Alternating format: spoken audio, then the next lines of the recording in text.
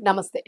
ఢిల్లీ జంతర్ మంతర్ దగ్గర జరిగిన నిరసనలు. సో, ఇవన్నింటికి కూడా ఈరోజు ఒక రకంగా తెరపడిందనే చెప్పుకోవాలి. మరి ఈ తెర పడిన నేపథ్యంలోని అసలు నిజంగానే కాక్రోచ్ పార్టీ సీజేపీ ఎంత పాత్ర పోషించింది? అలాగే పోలీసులు అధికారికంగా ఎలాంటి పాత్ర పోషించారు? ఇక కేంద్ర రాష్ట్ర ప్రభుత్వం ఎలాంటి పాత్రను పోషించింది? ఈరోజు ధర్మేంద్ర ప్రధాన్ రాజీనామా చేయడంలోని ఎట్లాంటి ఉద్దేశ్యాలున్నాయి? అలాగే రాజీనామా చేశారా?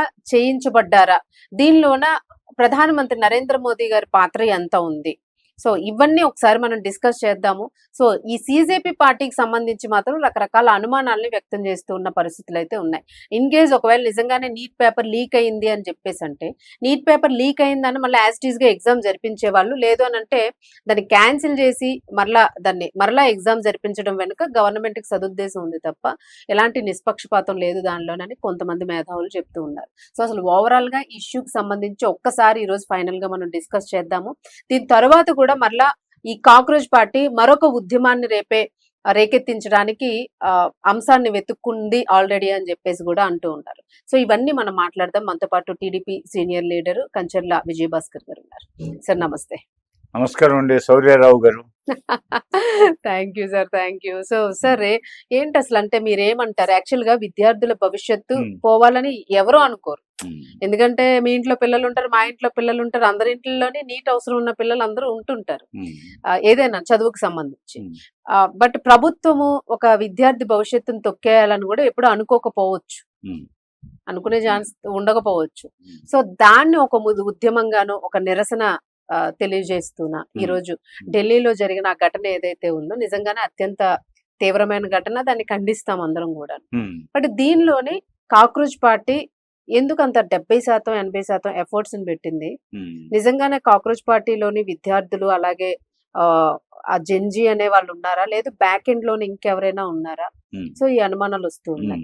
ఎందుకంటే ఇప్పుడు ఆల్రెడీ మనకి దానికి సంబంధించిన విద్యాశాఖ మంత్రిని పదవి దించేశారు, దిగేలాగా చేశారు. అల్టిమేట్ గా వాళ్ళు ఏమనుకున్నారు అది చేశారు. So what next? నెక్స్ట్ వాళ్ళకి ఏం కావాలి అసలు? అంటే అయిపోయిందా స్టూడెంట్స్ ఈ రోజు అనుకున్నది సాధించేశారని అనుకోవచ్చా? మీరేమంటారు ఓవరాల్ గా? ఇప్పుడు ప్రశ్నాపత్రాల లీక్ అనేది దురదృష్టకరమైన విషయం. అది టాలరేట్ చేసే సమస్య కాదు. అయితే దురదృష్టం, ఈ దేశంలో అనేక ప్రభుత్వాల పాలనలో ఈ లీకేజీలని సర్వసామాన్యం అయిపోయింది. అట్లని వీటిని నిర్లక్ష్యం చేస్తే అది పావన నవజీవన బృందావన నిర్మాతలు, భావి భారత పౌరులైనటువంటి, భారత భాగ్య విధాతలైనటువంటి విద్యార్థి లోకానికి, యువతకి తీవ్రమైన నష్టం కలిగిస్తుంది. తల్లిదండ్రులని మనస్తాపానికి గురి చేస్తుంది. పైగా ఏ దేశ భవిష్యత్తుకైనా యువతే నవశక్తి. ఏ దేశ భవిష్యత్తుకైనా మానవ వనరులే ముఖ్యం. యువ మానవ వనరులు ఈ దేశ యువత, విద్యార్థులు. మరి వారి భవిష్యత్తుని అంధకారంలో ముంచకూడదు. కాబట్టి ప్రశ్నాపత్రాల లీకేజ్ అనేది దాన్ని మనం పెద్ద ఎత్తున ఆలోచించాల్సిన విషయం. ఈ విషయంలో ఎట్టి పరిస్థితుల్లో మనం సందేహించకూడదు, చర్యలు ఉండాల్సింది. అయితే ఇప్పుడు పంజాబ్లో ఆప్ అంటున్నారు. ఇప్పుడు ఆప్ ప్రభుత్వం ఉంది, అక్కడ 4 సార్లు లీకేజీలు వచ్చాయి ఈ కొద్ది సంవత్సరాల ఆప్ పరిపాలనలో. దానికి జవాబు లేదు. రాజస్థాన్లో అనేక సార్లు కాంగ్రెస్ పాలిత రాష్ట్రమైన అశోక్ గెహ్లాట్ గారు ఉన్నప్పుడు అనేక సార్లు ఈ లీకేజీలు వచ్చాయి. అదేవిధంగా కాంగ్రెస్ ప్రభుత్వాలు ఉన్నప్పుడు భారతదేశం అంతా లీకేజీలు అంటే సర్వసామాన్యం. వాటన్నిటిని పక్కన పెట్టారు. అట్లని ఏ ప్రభుత్వంలో అయినా తప్పే. ఇక్కడ కాంగ్రెసా, ఎన్డీఏనా, బీజేపీనా, ఆపా, లేకపోతే సమాజ్వాదీ, తృణమూల్ అనేది కాదు. బెంగాల్లో కూడా చాలా జరిగాయి, ఇది మమతా బెనర్జీ ఉన్నప్పుడు. కాబట్టి ఇది దేశ భవిష్యత్తుకు సంబంధించిన అంశం. అసలు ఒక సాంఘిక దురాచరణ అవుతుంది ఇది. కాబట్టి ఈ దురాచారాన్ని నిర్మూలించాలి. ఈ లీకులని ఉండకూడదు. వాస్తవం చెప్పాలంటే ప్రభుత్వాధినేత కనుసన్నల్లో జరిగే లీకేజీలు కొన్ని ఉంటాయి. ప్రభుత్వాధినేతలకి ఎలాంటి సంబంధం లేకుండా బ్యూరోక్రాట్స్ వల్ల లీకేజీలు కొన్ని ఉంటాయి. ఈ లీకేజీలు అట్టడుగు స్థాయి అటెండర్ల దగ్గర నుంచి లీకేజీలు కొన్ని జరిగిన సందర్భాలు ఉన్నాయి భారతదేశంలో, వివిధ రాష్ట్రాల్లో. అంటే వాళ్ళకు కొద్దిగా డబ్బులు పారితోషికంగా ఇస్తే అటెండర్ల స్థాయి నుంచి లీకులు చేసిన పరిస్థితులు మనం చూసాం. అట్టగా ఉద్యోగస్తులు, అట్టగా రైల్వే రిక్రూట్మెంట్ బోర్డులో కూడా గతంలో కాంగ్రెస్ ప్రభుత్వ హయాంలో రైల్వే రిక్రూట్మెంట్ బోర్డులో ఎన్నెన్ని సంఘటనలు జరిగినాయి, ఎంత పెద్ద రైల్వే ఉన్నతాధికారులు ఆ కుంభకోణాల్లో ఉన్నారో చూసాం. ఈ పరిస్థితుల్లో ఈ లీకులను మాత్రం ఏ ప్రభుత్వం అయినా, అది ప్రభుత్వాధినేతల ఆధ్వర్యంలో జరిగినా తప్పే, బ్యూరోక్రాట్స్ వల్ల జరిగినా తప్పే, అదేవిధంగా అటెండర్ స్థాయి వ్యక్తులు, గుమస్తా స్థాయి వ్యక్తుల్లో జరిగినా తప్పే. కాబట్టి ఏ తల్లిదండ్రులు దీన్ని అంగీకరించరు. ఇది ఏ దేశ భవిష్యత్తుకి మంచిది కాదు. ఇది మెయిన్ లీకేజీలకు సంబంధించి. అయితే ఇది మే 3వ తేదీన మీరు అడిగిన నీట్ పరీక్ష యావత్ భారతదేశం అంతా అనేక వందల సెంటర్లో నిర్వహించారు. 22 లక్షల పైగా విద్యార్థులు ఈ అండర్ గ్రాడ్యుయేట్ నీట్ ఎగ్జామ్కి హాజరయ్యారు. ఈ 22 లక్షల పైచిలకు విద్యార్థులు ఎప్పుడైతే సోషల్ మీడియాలో ఈ ప్రశ్నాపత్రాలు లీకేజ్ అంశం వెల్లడైందో దాంతో ఆందోళన చెందారు.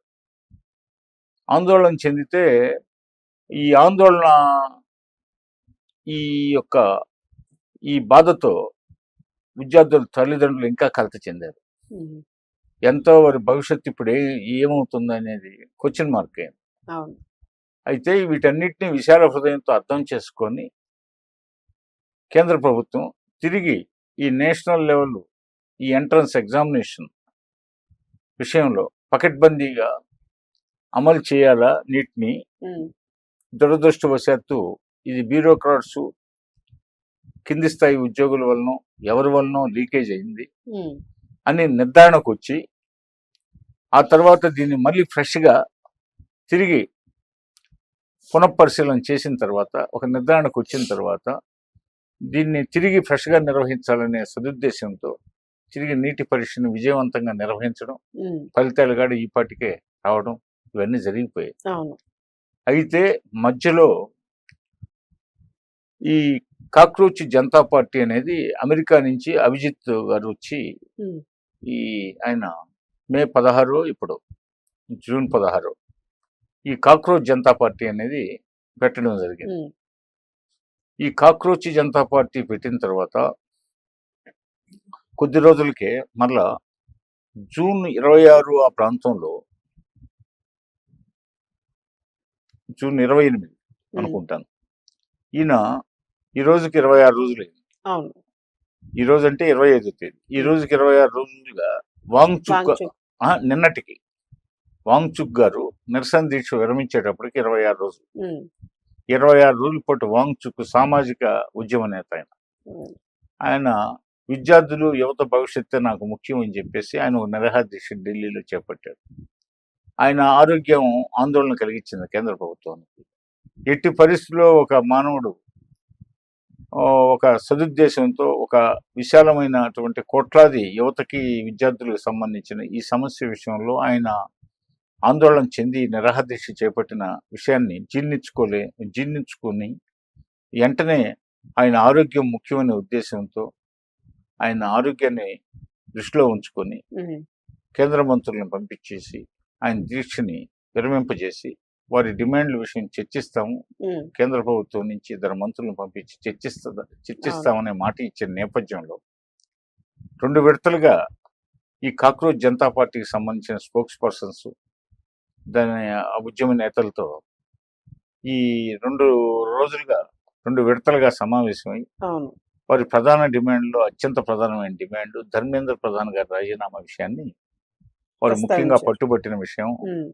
అయితే ఆయనకి ఏమాత్రం సంబంధం లేకపోయినా సహజంగా చాలా విషయాల్లో భారతదేశంలో ప్రభుత్వాల పరంగా ఏమి జరిగినా కొన్ని ముందుగా నేను చెప్పినట్లు ఉమ్, ఆయా ప్రభుత్వాల, అది రాష్ట్రాల్లో కానీ కేంద్రంలో కానీ, ఆయా ప్రభుత్వ అధినేతల తప్పిదం వల్ల జరగవచ్చు, లేకపోతే బ్యూరోక్రాట్స్ వల్ల జరగవచ్చు, లేకపోతే దిగువ స్థాయి ఉద్యోగుల వల్ల జరగవచ్చు.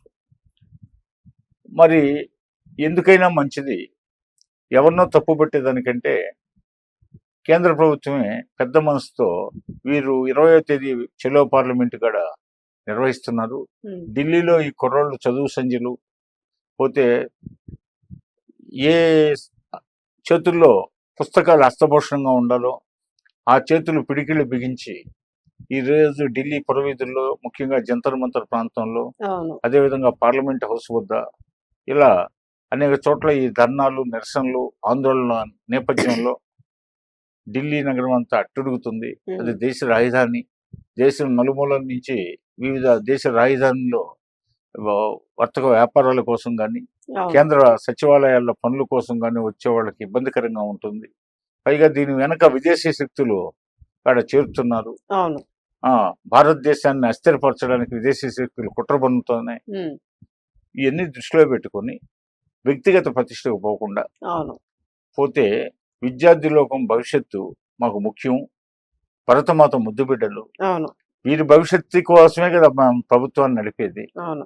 వ్యవసాయదారుల కోసం, కార్మికుల కోసం, చేనేతకారుల కోసం, మత్స్యకారుల కోసం, ఆదివాసీల కోసం, బడుగు బలహీన వర్గాల కోసమే కదా ప్రభుత్వాలు ఉండేది, సంపన్నుల కోసం కాదు కదా. ఉమ్, మరి యువత ఈరోజు ప్రధాన స్రవంతిలో ఈ ప్రధానమైనటువంటి చోదక శక్తిగా భారతదేశాన్ని నడిపించాల్సిన యువత ఈ ఆందోళన పదంలో ఉంది కాబట్టిని కేంద్ర ప్రభుత్వం పెద్ద మనసుతో అవును. వెంటనే మీ డిమాండ్ రాజీనామా కాబట్టి రాజీనామా అంటే కేంద్ర కేబినెట్ చర్చించిన తర్వాత మరి మనకు కావాల్సింది యువత భవిష్యత్తు కాబట్టి ఆ పావన నవజీవన బృందావన నిర్మాతలైన భావి భారత పౌరులైన భారత భాగ్య విధాతలైనటువంటి ఈ విద్యార్థుల భవిష్యత్తును దృష్టిలో ఉంచుకొని ఉమ్, వారి అభిమతానికి అనుగుణంగా వారిని చల్లబరిచేదానికి, వారి సందేహాలను నివృత్తి చేసేదానికి, వారిని ఆందోళన బాట నుంచి శాంతియుత మార్గంలో తమ తమ నిలవలకు తరలి వెళ్లేదానికి ప్రయత్నం చేయాలనే ఉద్దేశంతో ధర్మేంద్ర ప్రధాన్ గారి రాజీనామా, ఆయన స్వచ్ఛందంగా రాజీనామా చేయడం జరిగింది. నైతిక అవును. బాధ్యత వహిస్తూ అదే నైతిక బాధ్యత వహిస్తూ ఆయన అవును. స్వచ్ఛందంగా రాజీనామా చేశాడు.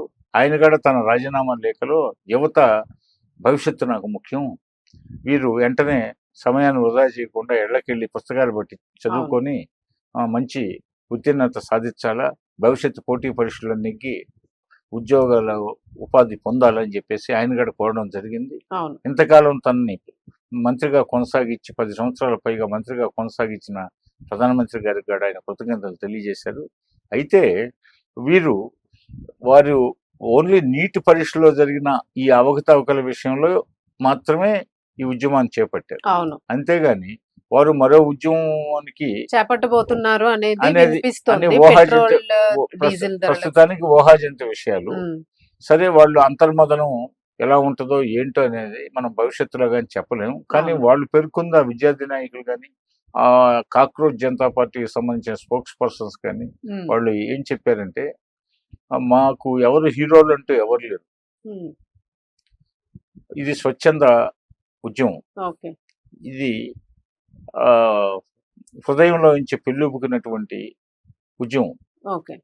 మా మీద ఎవరి ప్రభావం లేదు, ఏ రాజకీయ ప్రభావం కాకపోతే లేదు. మాకు నైతిక మద్దతు ఇవ్వడానికి చాలా మంది వచ్చి ఉండొచ్చు, ఉమ్, మా పాత్ర ఇందులో లేదు. అయితే ఉమ్, నైతిక మద్దతు పార్టీలు ఇవ్వడంలో తప్పు లేదు, కానీ విదేశీ శక్తులు మాత్రం వస్తే సహించేది లేదు ఈ విషయంలో. దాన్నే ప్రధానంగా దృష్టిలో పెట్టుకొని విదేశీ శక్తులు జొరబడుతున్నాయి. ఇప్పటికే విదేశీ పోతే మీడియా విస్తృతంగా దుష్ప్రచారం చేస్తుంది. ఆల్రెడీ నెట్లు ఉమ్, ఆఫ్ చేసిన మరి చాటింగ్ ఇవన్నీ జరుగుతున్న నేపథ్యాన్ని, ఉమ్, వీటన్నిటినీ ఈ సోషల్ మీడియా విస్తృతమైన ప్రచారాన్ని, దుష్ప్రచారాన్ని దృష్టిలో పెట్టుకొని పోతే మా ఎన్డీఏ ప్రభుత్వం మీద ఎలాంటి కొరవ లేకుండా, అనుమానాలు లేకుండా ఉండడానికి ధర్మేంద్ర ప్రధాన్ రాజీనామా ముఖ్యమన్నారు కాబట్టి ఉమ్, అందువల్ల ధర్మేంద్ర ప్రధాన్ గారు రాజీనామా చేశారు. ఒకప్పుడు ఒక రైల్వే క్రాసింగ్ దగ్గర, లెవెల్ క్రాసింగ్ దగ్గర లాల్ బహదూర్ శాస్త్రి గారు రైల్వే మంత్రిగా ఉన్నప్పుడు ఆయన ఒక ప్రాణి అవును. రైల్వే లైన్ దాడుతూ రైలు గుద్ది చనిపోతే ఆయన తను రైల్వే మంత్రిగా ఉండి ఒక ప్రాణం జరగడం. పోవడం అవును. భరించలేని రైల్వే మంత్రిగా లాల్ బహదూర్ శాస్త్రి గారు ఏ విధంగా స్వచ్ఛందంగా రాజీనామా చేసి తప్పుకున్నారో, అదేవిధంగా ధర్మేంద్ర ప్రధాన్ గారు ఆ స్ఫూర్తితోనే రాజీనామాకు సిద్ధపడి రాజీనామా చేసి ఆయన ఎక్స్లో పోస్ట్ చేయడం జరిగింది. ఇది శాంతియుతంగా జరిగింది. ఇవన్నీ మధ్య మధ్యలో యువకులు అప్పుడప్పుడు ఆ, ఇప్పుడు ఇది బ్యూరోక్రాట్స్ ముఖ్యంగా దృష్టిలో పెట్టుకోవాల్సిన విషయం, అవును. చిన్న స్థాయి ఉద్యోగులు కూడా దృష్టిలో పెట్టుకోవాల్సిన విషయం. పోతే బ్యూరోక్రాట్స్ చిన్న స్థాయి ఉద్యోగులు చేసే తప్పుకి ఇక్కడ బలి కావాల్సి వస్తుంది అవును. ఈ ప్రభుత్వ పెద్దలు. అదేవిధంగా ప్రభుత్వ పెద్దలు తప్పు చేసినా బ్యూరోక్రాట్స్ దిగువ స్థాయి ఉద్యోగులు బలి కావాల్సి వస్తుంది. అందుకని ఎవరు తప్పు చేయకుండా భవిష్యత్తులో ఉండేదానికి యావత్ భారతదేశంలో రాష్ట్రాల్లో జరిగే ఈ తప్పుల్ని సర్దిద్దుకోవడానికి, రాష్ట్రాల్లో భవిష్యత్తులో ఈ లీకేజీలు ఉండకుండా ఉండడానికి ఇది ఒక చెంపపెట్టు. కాబట్టి దీన్ని ఆదర్శంగా తీసుకుని భవిష్యత్తులో రాష్ట్ర ప్రభుత్వాలు ప్రతి రాష్ట్రంలో కూడా అప్రమత్తతో ఉండి అటు ఏ రాష్ట్రంలో ఏ ప్రభుత్వాధినేతలు కానీ, ఏ రాష్ట్రంలో ఏ బ్యూరోక్రాట్స్ చిన్న తరహా ఉద్యోగులు కానీ ఇలాంటి దుశ్చర్యలు పాల్పడకుండా ఉండేదానికి ఇది పెద్ద గుణపాఠం అని చెప్పేసి, ఈ యావత్ భారతదేశానికి ఒక మెసేజ్ అని చెప్పేసి నేను ఈ సందర్భంగా భావిస్తున్నాను. ఇంకా అంతే సార్, చెప్పాల్సింది చెప్పేశారు. ఎందుకంటే ఓవరాల్ గా ఇష్యూ అయితే అదే మీరు అన్నట్టుగా భవిష్యత్తు పాడవకుండా ఉండడానికి మనం, ఎందుకంటే సమాజం కావాలనే కదా ఇప్పుడు కోరుకునేది. సో రాజకీయ నాయకులు దీన్ని మళ్ళా ఒక కంటెంట్ లాగా తీసుకొని దీన్ని మళ్ళీ ఎలాబరేట్ చేసుకొని దీన్ని రాజకీయ పరంగా వాడుకోకుండా మీరు అన్నట్టుగా పిల్లల భవిష్యత్తు కోసం ఆయన రాజీనామా అయితే ప్రస్తుతానికి శాంతియుతంగా జరిగింది. సో ముందుకి మళ్ళీ ఇలాంటి చర్యలు జరగకుండా తోడ్పడే విషయంలోన కాక్రోచ్ పార్టీ అంటే రెచ్చగొట్టే ధోరణులు గాని వేరే వాళ్ళ ఎంట్రీ ఉండేటట్టుగా గాని లేకుండా ఉంటే మంచిదే అని మనం కోరుకుంటాం. ఇప్పుడు ఆ కాక్రోచ్ జనతా పార్టీ ఇప్పటిదాకా జరిపిన ఆందోళన అది భారతదేశ భవిష్యత్తుకు కూడా పరోక్షంగా మంచిదే. ఎందుకంటే రాష్ట్ర ప్రభుత్వాధినేతలు, అదేవిధంగా రాష్ట్ర ప్రభుత్వాల్లో పనిచేసే బ్యూరోక్రాట్స్, ఈ మధ్య తరహా చిన్న తరహా ఉద్యోగస్తులు దీన్ని ఒక గుణపాఠంగా తీసుకోవాలి. బలైపోతారు ఎవరైనా. దీని మీద విచారణలు జరిపిస్తే చాలా మంది బలి అవుతారు. కాకుంటే అందుకే దీనికి నైతిక బాధ్యత వహిస్తూ ఎన్డీఏ ప్రభుత్వానికి ఏమాత్రం సంబంధం లేకపోయినా ప్రభుత్వ పెద్దలకి, ఎన్డీఏ ప్రభుత్వ ఆధ్వర్యంలో సబార్డినేట్లుగా పనిచేసే ఉద్యోగస్తులు చేసిన తప్పిదంతో ఈ లీకులు ఎవరో ఒకరు లీక్ చేస్తేనే కింది స్థాయి ఉద్యోగస్తులు ప్రింటింగ్ ప్రెస్ల దగ్గర నుంచి ప్రశ్నాపత్రాలు తయారు చేసే దగ్గర నుంచి ఎవరో ఒకరు చేయకపోతే ఈ సోషల్ మీడియాకి రావు. కాబట్టి ఇప్పుడున్న పరిస్థితుల్లో టెక్నాలజీ విస్తృతంగా ఉంది. సో మూలం ఎక్కడుందో పట్టుకుని ఇప్పుడు దాన్ని కనుక్కోవాల్సిన అవసరం అయితే ఉంది. ఈ రోజుతో రాజీనామాతో అయిపోదు. ఆ మూలాన్ని నిరంతరం తలెత్తే సమస్య ఇది. ప్రభుత్వం దాని మీద దృష్టి సారించాలి. అంటే భారతదేశంలో ఏ ప్రవేశ పరీక్షలు జరుగుతున్నా, భారతదేశంలో ఏ సర్వీస్ కమిషన్ ఎగ్జామినేషన్స్ జరుగుతున్నా, కేంద్రంలో యూపీఎస్సీ ఎగ్జామ్స్ జరుగుతున్నా నిరంతరం అప్రమత్తంగా ఆ ప్రభుత్వాధినేతలు ఉండాలని, నిరంతరం అప్రమత్తతో ఆ రాష్ట్ర అధినేతలు ఉండాలని, నిరంతర అప్రమత్తతో కేంద్ర రాష్ట్ర ప్రభుత్వ ఉద్యోగులు కూడా బ్యూరోక్రాట్స్ తో సైతం ఉండాలని చెప్పి హెచ్చరిక చేసింది ఈ యొక్క కాక్రోచ్ జనతా పార్టీ ఆధ్వర్యంలో నడిచినటువంటి పోతే ఈ యువత విద్యార్థుల ఉద్యమం. కాబట్టి దీన్ని గుణపాఠంగా తీసుకోకపోతే భవిష్యత్తులో తలెత్తే పరిణామాలకి చాలా మంది బలి కావాల్సి వస్తుంది.